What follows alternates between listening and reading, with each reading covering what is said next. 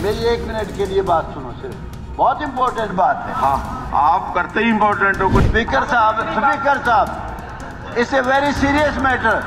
ये रिजर्वेशन पे डाका है। वो किसी भी बिरादरी की एससी की कोच के साथ शादी कर लेता है और उसके बाद वही सरपंच बन जाती है, वही एमएलए बन सकती है। उसको भी टिकट दिया था पिछली बार। फिर भी तो आप जो है ना दलित होने के नाते इसलिए दोबारा हो आप इस बात को।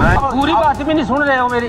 धक्के से जबरदस्ती बैठा रहे हो और धक्के से बंद करवा रहे हो। स्पीकर साहब, मेरी 1 मिनट के लिए बात सुनो, सिर्फ बहुत इंपॉर्टेंट बात है। हाँ, आप करते ही इंपॉर्टेंट हो कुछ नहीं करते। एक मिनट स्पीकर साहब, it's a very serious matter. ये रिजर्वेशन पे डाका है। ऐसा है, कोई भी आदमी एससी वर्ग की लड़की के साथ शादी कर लेता है और वो फिर वही रिजर्वेशन को खा जाती है। जाट, ब्राह्मण, राजपूत, कोई भी जनरल कास्ट है, एससी की अपर कास्ट, वो किसी भी बिरादरी की एससी की कोच के साथ शादी कर लेता है और उसके बाद वही सरपंच बन जाती है, वही एमएलए बन सकती है। उसको भी टिकट दिया था पिछली बार बीजेपी ने। ये बड़ा भारी जुल्म है स्पीकर साहब, मुख्यमंत्री जी, से वेरी बिग क्राइम। आप इसको फौरन लिख के भेजो। ये निर्णय, ये देखिए, ये निर्णय सरकार ने करना है। ये सरकार की पॉलिसी, सत्यानाश हो जाएगा। यूं तो कोई भी नहीं बन गया। ये सरकार की पॉलिसी का विषय है। सरकार क्या पॉलिसी बनाती है, सरकार क्या निर्णय लेती है, सरकार इसका जवाब मैं दे रहा हूं। अध्यक्ष महोदय, ये जो विषय उठाया जा रहा है इसमें अनुसूचित जाति कौन होगा कौन नहीं होगा, ये स्टेट का इशू नहीं है।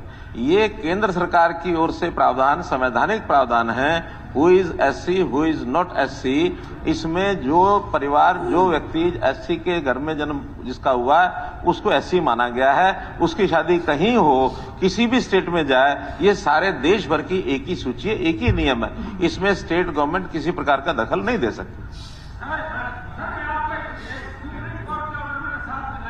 हाँ जी, सुप्रीम कोर्ट के ऑर्डर के मुताबिक आप उसको रिजेक्ट कैसे कर दिया आपने? मैरी मनचंदा शेर राव वर्सेस डीन सेठ, ये जो है ना 1990 के अंदर फैसला, उसकी कॉपी अटैच है और कॉपी अटैच होने के बाद मेरे पर इल्जाम लगाया कि आपने सुप्रीम कोर्ट के फैसले कॉपी क्यों साथ लगा दी। फिर भी तो आप जो है ना दलित होने के नाते इसलिए दोबारा हो आप इस बात को। नहीं, और क्या जरूरत है इस बात को करने की? मैंने आपके चैम्बर में जाके कहा, फिर आपने मुझे जवाब क्या दिया? मैं आई हूं मेरी सरप्राइज बात के लिए। पार्लियामेंट में रह चुका हूं मैं, वहां बोला मुझे लॉर्ड आपने जो है ना क्यों मेरे को ये कहा कि हो नहीं सकती। एक बात बताइए आप, कारण तो बताओ क्या नहीं हो सकती, मुझे बताइए आप। नहीं, देखिए, ये सरकार ने करना है तो सरकार नहीं करना, आपने रिजेक्ट पहले कर दिया। हाँ जी, नहीं, वो सरकार को आप लिख करके दे दें, गवर्नमेंट को लिख करके दे दें, वो कर देंगे।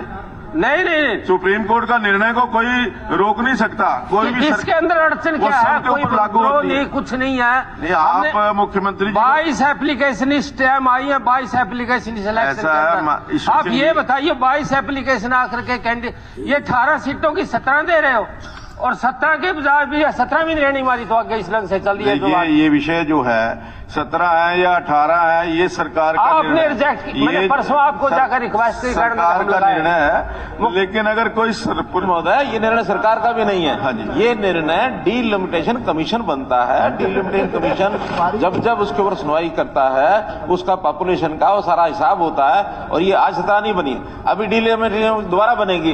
दोबारा जब डीलिमिटेशन कमीशन होगा, नंबर ऑफ सीट्स कितने होंगे, उसमें एससी कितने रिजर्व होंगे, उसके अंदर कोई भी हरियाणा सरकार का या प्रदेश सरकार का कोई रोल होता नहीं है। ये जब डीलिमिटेशन कमीशन बनती है उस समय सीटें, खास करके एससी सीटें रिजर्व उसमें होती हैं। इसमें हरियाणा स्टेट का यानी किसी भी स्टेट का कोई रोल नहीं है। मैं आपको रिकॉर्ड के मुताबिक बताता हूँ, 1952 के अंदर 1952 एक सेकंड में सुन तो लो, एक सेकंड में सुप्रीम कोर्ट का निर्णय नहीं अगर सरकार नहीं मानती तो सरकार को पूछिए आप। मैं ये सुप्रीम कोर्ट का निर्णय तो सबको मानना होता है। सुन तो ले आप, 1952 के अंदर डीलिमिटेशन हुई। मैं 1 मिनट, इसमें सरकार का कोई बात भी तो नहीं है ना।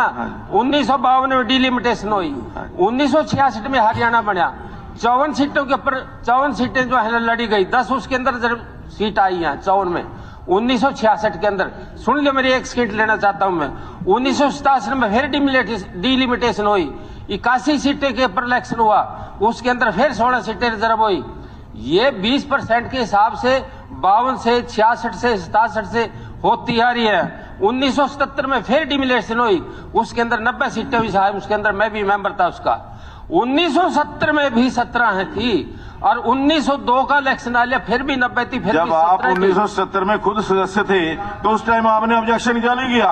उस टाइम अगर ऑब्जेक्शन करना था, अगर 17 की वजह 18 होनी चाहिए, नहीं 20% होना चाहिए। आपको इस बात का ज्ञान होना चाहिए। बता रहे हैं कि आप उस कमीशन के मेंबर थे और उस समय जब 17 तय हुई, अभी तो मैं खड़े हूं, मेरी बात सुनने नहीं चाहते। तय हुई, मैंने फैसला दिया इस बात तो 18 उस टाइम ऑब्जेक्शन करना चाहिए था। आप सुनने ही नहीं चाहते, मैं क्या करूं इस बात का? तो अब आप पूरी बात भी नहीं सुन रहे हो मेरी। हाँ जी, धक्के से जबरदस्ती बैठा रहे हो और धक्के से बंद करवा रहे हो। डिलिमिटेशन का विषय है, डिलिमिटेशन का विषय मेरा पूरा तो सुनो आप। सुन लिया। 1977 में आप खुद ही कह रहे हो कमीशन का मेंबर था। आगे बात अधूरी छोड़ करके दबाना चाहते हो इस बात को? नहीं दबाना नहीं चाहता, आप मैं पढ़ रहा हूँ। फिर पूरी 1990 के अंदर फिर डिलिमिटेशन हुई, 90 सीटें फिर आई, 90 में फिर 17 दी, 1977 में भी 17, 2002 में भी 17 और 2009 में फिर 26 के अंदर ये हुआ। तो ये बताइए, सरकार से हम यही तो चाहते हैं कि इलेक्शन कमीशन को, और आप जो है ना, कम से कम जस्टिस कुलदीप सिंह हुआ था, उसको हमने समन किया था उस टाइम। ये था चीफ इलेक्शन कमीशन, उसने ये कहा था कि आपकी सरकार ने प्रस्ताव नहीं भेजा हमारे पास इस बात बारे में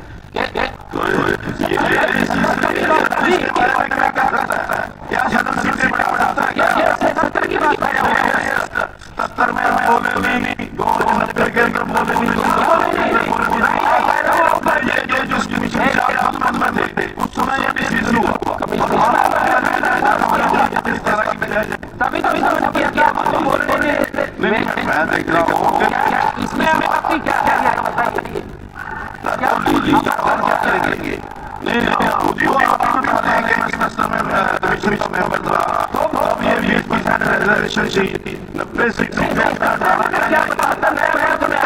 ज्ञानी नहीं था 70 में, क्या बताता मैं? हाँ जी, तो मुझे कोई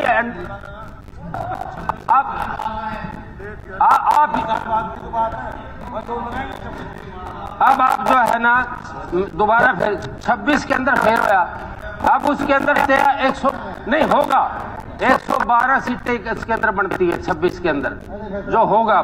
फैसला का परसेंटेज है, इलेक्शन कमीशन आबादी आ रही है हमारे पास, इलेक्शन कमीशन डिसाइड करेगा। शेड्यूल कास्ट है हरियाणा के अंदर, उसके हक के मुताबिक 18 बढ़ती है 17 की बजाय।